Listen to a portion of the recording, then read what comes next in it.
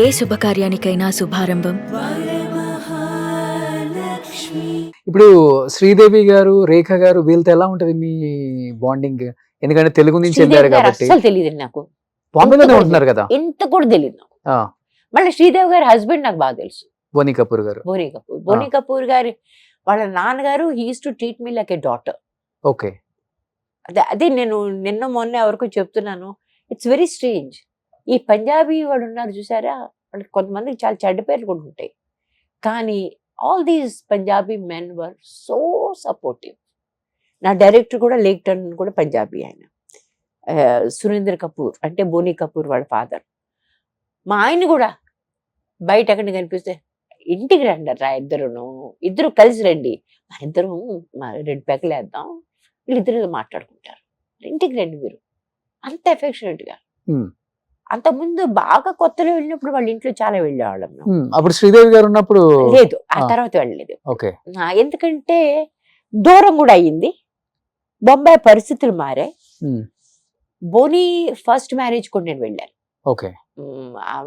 ఆవిడ నాకు బాగా తెలుసు, మోనా కపూర్. కాకపోతే ఆ తర్వాత శ్రీదేవి గారిని ఎప్పుడు కలుసుకోలేదు, కారణం తెలియదు నాకు. I just saw her once. Okay. అది కూడా ఎప్పుడు మన అదే సురేంద్ర కపూర్ గారి డెత్ అయినప్పుడు, బోనీ కపూర్ వాళ్ళ ఫాదర్ డెత్ అయినప్పుడు దానికి ఆ ఫంక్షన్కి వెళ్ళాం కదా, వెళ్ళినప్పుడు అప్పుడు ఆవిడ ఉంది అక్కడ. కానీ రేఖ గారు తెలుసు బాగా, she is very affectionate towards me. ఒకసారి ఒక సినిమా ఏదో విషయం మీద ఏదో మాట్లాడాల్సి వచ్చింది, నేను వాళ్ళ ఇంటికి వెళ్ళిపోయాను. ఆ రోజులు వేరు కదా, మనం గబుక్కలు ఒకళ్ళ ఇంటికి వెళ్ళిపోయేవాళ్ళం. ఇప్పుడు ఈ సల్మాన్ ఖాన్ వాళ్ళ ఇంటికి మేము ప్రతి 2వ రోజు వెళ్ళేవాళ్ళం అండి. At that time Salman Khan was not a hero, he was trying to be a hero. ఏదో ఒకటి అద్దం ముందు చూసుకుని ట్రై చేయడాలు, ఆ రకమైన రోజులు జరుగుతున్నాయి. కానీ సల్మాన్ వాళ్ళ ఫాదరు మదర్ ఉన్నారే, అద్భుతమైన మనుషులు. ఇంటికి ఎవరినో వస్తే భోజనం చేయకుండా వెళ్ళడానికి లేదు, అంత అంత ఎఫెక్షను, అంత ఇది. ఇప్పుడు కూడా ఆవిడ నాకు బయట కనిపిస్తే ఆవిడ నన్ను చూసుక, ఏమ్మా అంత మర్చిపోయారా మమ్మల్ని అంటే, మన సొంత మనుషులు మన ఎట్లా నిందిస్తారో ఆ రకంగా చేస్తామే.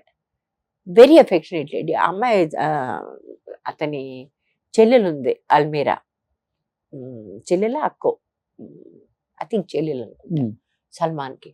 ఆ అమ్మాయి కూడా అట్లా బిహేవ్ చేస్తుంది. చాలా మంచి కుటుంబం, అద్భుతమైన మనుషులు. అలాగే రేఖ వాళ్ళ ఇంటికి వెళ్ళిపోయాను.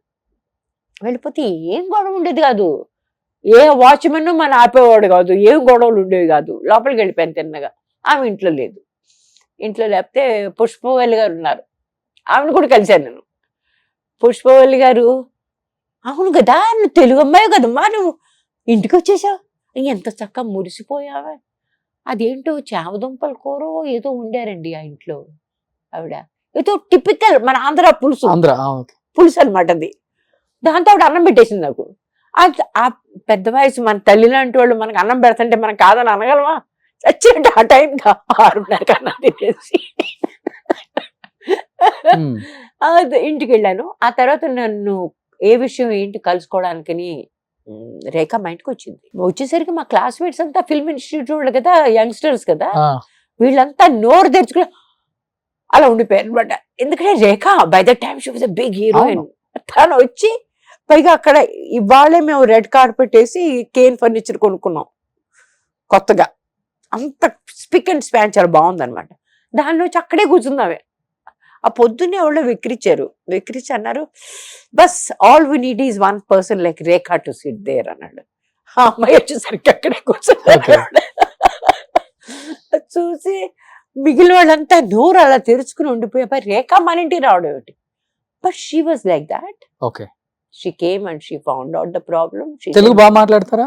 చాలా బాగా మాట్లాడింది. ఓకే. చాలా బాగా మాట్లాడింది. కాకపోతే తమిళం కూడా చాలా బాగా మాట్లాడింది. తమిళమే కదా. She basically very sharp person. Okay. చాలా షార్ప్. ఎవరిని ఇమిటేట్ చేయడం కానీ ప్రతిదీ కూడా చాలా, ఎక్కడ కనిపించినా సరే మొత్తం. ఆ మధ్య ఒకసారి ఎయిర్పోర్ట్లో కనిపిస్తే ఎంత గబుక్కుని చేపట్టిన లాగేసి తనకు అక్క చెల్లెళ్ళు అంతా ఉన్నారు వాళ్ళందరూ తెలుసా ఎవరు, మన రామేశ్వరి అట్లా మాట్లాడింది. Hmm. మాట్లాడి ఎప్పుడు చూసినా ఒక తిట్లు కూడా ఉంటాయి. అవును మళ్ళీ జుట్టు కట్ చేసేసావు నువ్వు, అంత పొడుగు జుట్టు, అద్భుతమైన జుట్టు, చక్కగా వేసుకో, కాస్త లిప్స్టిక్ వేసుకో. నేను బయట లిప్స్టిక్ అది కూడా వేసుకోను, ఇది ఇంటర్వ్యూ అని మీకోసం అని లిప్స్టిక్ అది వేసుకుని వచ్చాను నేను. ఓకే. సరే లిప్స్టిక్ వేసుకోండి, ఇది చక్కగా, ఇది కళ్ళు ఎంత బాగుంటాయి, ఇది ఇట్లా మేకప్. ఆ రోజు మాత్రం లాస్ట్ టైం మాత్రం ఆవిడ అన్నాను, చూడండి నేను ఎన్ని చేసినా మీలో ఉండలేను. రేఖ ఇస్ రేఖ, రేఖా గారిలో ఎవరు ఉండలేరు అసలు, ఉండలేరు. అంతే. నేను ఎన్నైనా కష్టపడినా నేను మీలా ఉండలేను, ఆ గొడవే లేదు. బహుశా నాలా ఉండాలంటే మీకు కూడా కష్టమే. That is also there. What I can do with the confidence I can carry myself. నేను షర్ట్ తిరిగేసి ఉంటుందండి, దాంతో వెళ్ళిపోతాను. దారిలో ఏమన్నా కనిపించి తిరిగేసి ఉంది అన్నాను, అలాగా పర్లేదు దాద్దాం, శుభ్రంగా మరి నా పని చేసుకున్నాను కూర్చో, గొడవ లేదు. Can I don't think anyone ఎక్కువ షర్ట్ జీన్స్ వేసుకుంటారా? ఎక్కువ shirt. Okay. Easiest thing to wear, okay. Fastest. నిజం సెట్ కి వెళ్ళి మేకప్ వేసుకునే వరకు అంతే వెళ్తారు కదా. మన దేవరకు కూడా అంతే వెళ్ళారు సెట్ కి. అలాగే అందరూ అంతే.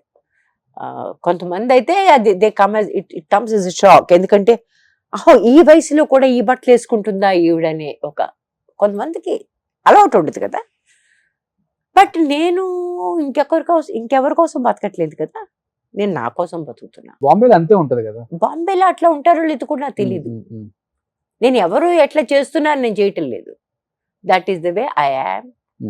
అండ్ నాకున్న రూల్స్ రెగ్యులేషన్స్ ఏంటంటే, నాకంటే చిన్న మనిషిని నేను ఎప్పుడు ఇబ్బంది పెట్టను. ఒక ఆడ మనిషిని ఎప్పుడు కూడా నేను ఆడ మనిషిని కాదు, ఏ మనిషిని కూడా నేను ఇన్సల్ట్ చేయను. ఇట్లాంటివి రూల్స్ నాకు. డబ్బు కోసం అడ్డమైన పనులు చెయ్యను. నాకు డబ్బుకి నాకు ఎంత కావాలో అంత కోసమే నేను కష్టపడతాను, అంతకంటే ఎక్కువ కష్టపడతాను.